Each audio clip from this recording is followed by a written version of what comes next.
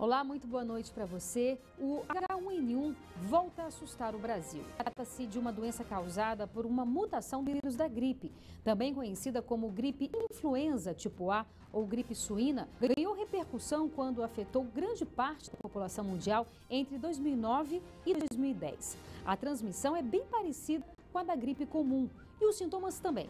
Febre, garganta inflamada, tosse seca, dores na cabeça e pelo corpo. O problema é que o H1N1 pode causar complicações graves e até levar o paciente à morte. Aqui no DF, até o dia 13 de abril, foram confirmados 3 óbitos em consequência da doença. E este ano, o H1N1 parece que veio com mais força. Para se ter uma ideia, em março de 2016, o número de casos só no estado de São Paulo superou a quantidade de pessoas doentes em todo o país em 2015. Foram confirmados 260 casos no estado este ano, contra 141 em todo o Brasil no ano passado. A procura pela vacina foi tanta que faltou na rede particular. Aqui no DF, a medicação estará liberada na rede pública a partir do dia 25 deste mês para um grupo de 600 mil pessoas, entre idosos, grávidas e crianças de até 1 ano.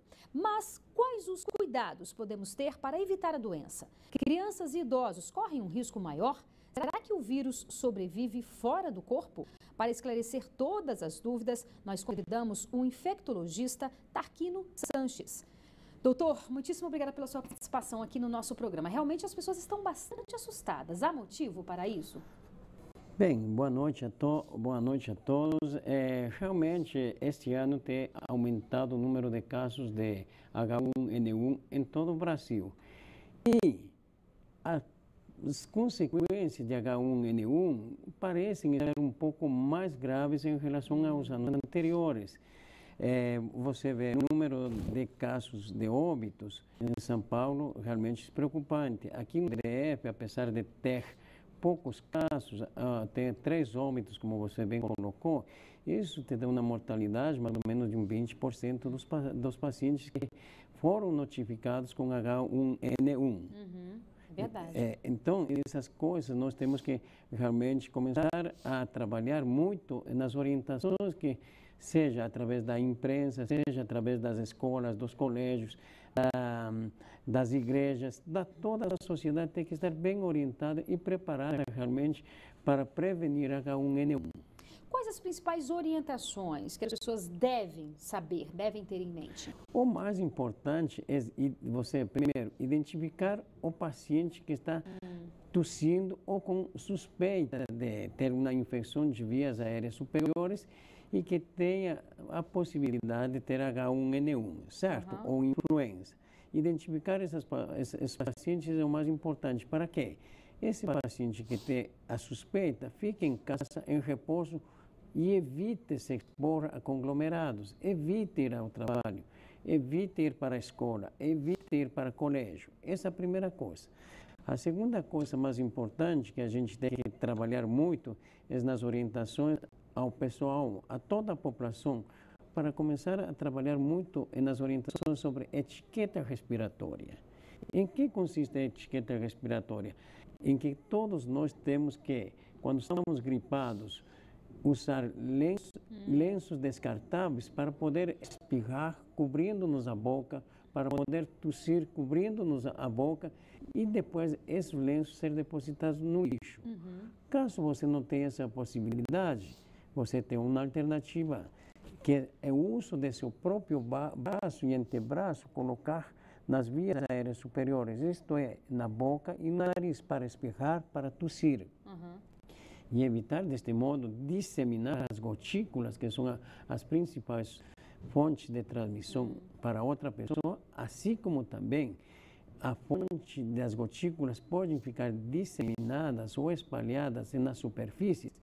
Isso também é um mecanismo de transmissão indireta do H1N1 para as pessoas suscetíveis. No momento em que você toca um computador onde estava uma pessoa infectada, ao momento em que você compartilha a mesma escrivaninha de uma pessoa infectada, então você passa a mão e pode se contaminar indiretamente. Nós, seres humanos, temos que o costume, eu diria até a mania de passar o dedo no nariz, passar o dedo na boca, esfregar os olhos. Isso é importante, dentro das orientações. Associado a isso, nas escolas, nós temos que orientar, evitar compartilhar utensílios de uso pessoal. Isto é, copo, colheres, pirulito.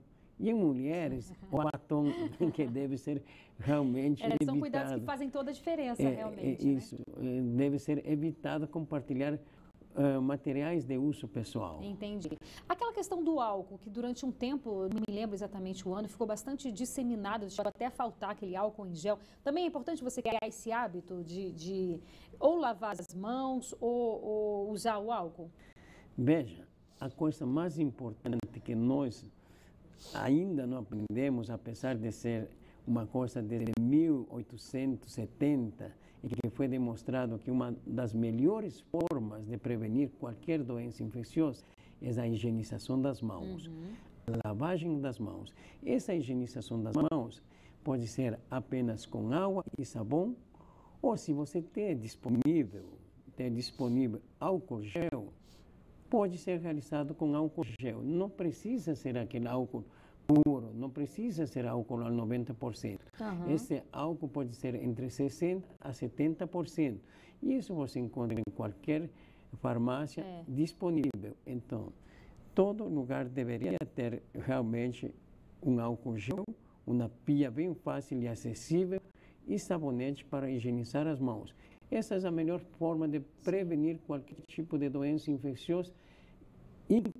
Inclui-se dentro dessas doenças infecciosas o H1N1. Entendi. E quais os sintomas? A gente falou um pouco aqui, mas queria que o senhor especificasse. Quais os principais sintomas da doença? Os principais sintomas que nós vemos e que temos que ficar atentos é aquele paciente que começa com dor de garganta, começa com tosse e febre. Essa febre maior a 38 graus centígrados e começa a ter dores articulares, dores musculares, que realmente deixa na cama o paciente ter pouca vontade de sair a trabalhar, porque os sintomas, quando da H1N1, são intensos. Quando tem sintomas,